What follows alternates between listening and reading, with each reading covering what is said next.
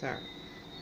Good day to everyone. My name is Denise Clark, and today I will be presenting my video for assignment 2 for the course ECFS 3005, Working in Partnership with Stakeholders.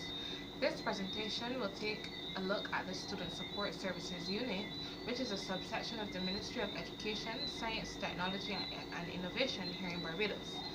Firstly, it must be noted that multi-agency work such as the one carried out by the Ministry of Education between the school and the Student Support Services Unit, provides tremendous benefits to the family and the child. For instance, through multi-agency work, families and children can benefit from early intervention programs, parent education, nutrition, mental health programs, and physical health programs.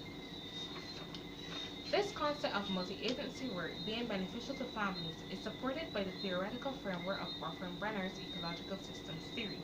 It has been posited that within the mesosystem, the entities which directly impact the child must work together in order to ensure that children reach their full developmental potentials. In this instance, the home, school, and the Student Support Services Unit will be the entities whose collaboration plays a key role in promoting well-functioning families that encourage optimal development amongst children. To fully understand the extent to which families benefit from the services offered by the Student Support Services Unit, the following presentation will include the history of the unit, its mission, goals and objectives, roles and responsibilities, services offered, its impact on the well-being of families, an interview conducted with a family member in the program, and a critical evaluation of the unit's effectiveness, concluding with suggested recommendations. The Student Support Services Unit was established in 1997 under the Ministry of Education, Science, Technology and Innovation. The general mandate of the Student Support Services stems from a portion of the White Paper on Educational Reform developed in 1995 by the Ministry of Education, which speaks to ensuring that children who encounter difficulties in their development are catered for so that their learning and emotional needs are not disadvantaged. Its main goals and objectives are to influence students' attitudes towards learning by using positive reinforcement, support counselors, practitioners, and parents, and ensure that children's holistic needs are appropriately met through interagency collaboration. The unit plays three main roles to ensure that the needs of the nation's children are met. These are inclusive of an investigative, evaluative, and regulatory role. Further, these roles are encapsulated in the various services offered by the unit. Those services include psychological services, counseling services, social work services, school attendance services, and special education services. The psychological services offered utilizes a solution-based approach to ensuring that school-aged children's learning, behavioral, emotional, and/or developmental needs are met. Within this service, help is also given to families, teachers, and principals to ensure that a holistic approach is taken, and it can take the form of academic assessments, psychological assessments, individual, group, and family counseling, among other methods. The counseling services offered are extended to students and their families, and within this service, officers use the brief intervention model. However, in the event that more extensive measures are needed, these individuals are referred to private counselors who will be better able to assist. With regards to the social work services offered, intervention is provided for those families in need, and emphasis is placed on ensuring that families receive the necessary assistance at the home level. The school attendance service is provided in collaboration with the Royal Barbados Police Force to ensure that the law which states that all children between 5 and 16 years of age must attend school is enforced.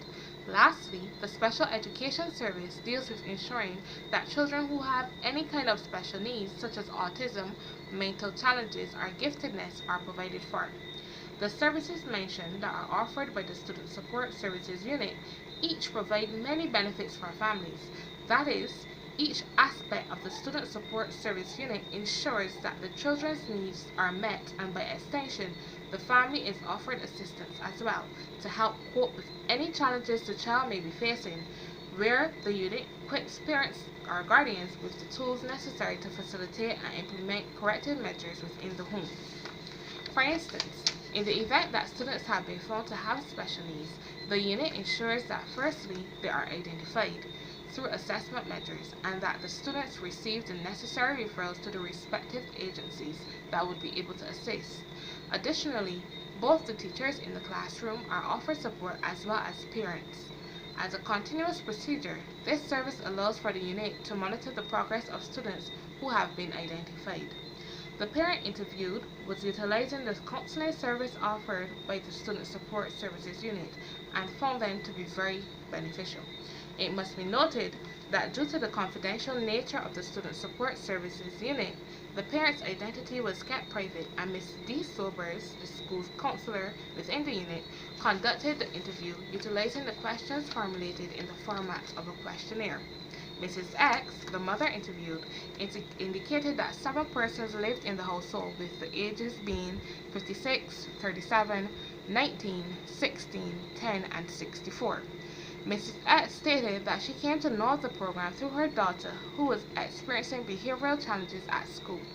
Since using the program, however, she found that her daughter is more settled and has a positive attitude towards continuous assistance in order to adopt positive behaviors. She also indicated that the entire family has benefited from the program since the home environment has become less stressful. Mrs. X also indicated that in her opinion, the program is fulfilling its goals and has observed a change in her daughter's behavior, and she believes that it is beneficial to the Barbadian society on a whole. Ms. X, however, expressed her concern for the lack of permanent counselors in each school and has recommended that this be rectified. Based on the information gathered and the interview conducted, I believe that the Student Support Services Unit is a great initiative. The services offered can prove to be extremely beneficial to families here in Barbados. For instance, Ms. Sobers indicated that through the program she is able to communicate and interact with students on a one-to-one basis, as well as integrate sessions with family members. Ms. X, the mother interviewed, also provided insight into how the program has helped her family by referencing her daughter's behavioral change. Additionally, further research has indicated that student support services generally assist with removing barriers which children face with regards to learning and their overall development. It is therefore evident that through counseling services offered, both children and their families can benefit from these services once identified and referred. However, as mentioned by Ms. X, there is a need for more counselors in each school on a permanent basis due to the lack of counselors within schools and the fact that school counselors such as Ms. D. Silvers are only assigned to specific schools 1 day a week. There may be a gap in the provision of these services. Hence, this can pose significant problems for those students who may be overlooked because of lack of counselors and times available. It has also been stated that children in Barbados are developing more deviant behavior. Therefore, the lack of counseling in schools will be disadvantageous in turning this trend around. Hence, it is my recommendation that in the interim, the relevant authorities seek to hire more school counselors to ensure that all students and families in need have sufficient one-on-one time with counselors so that the issues are adequately addressed. Additionally, to counteract this issue in the long term, a school counselor should be placed in each educational institution on a permanent basis. Thank you for watching.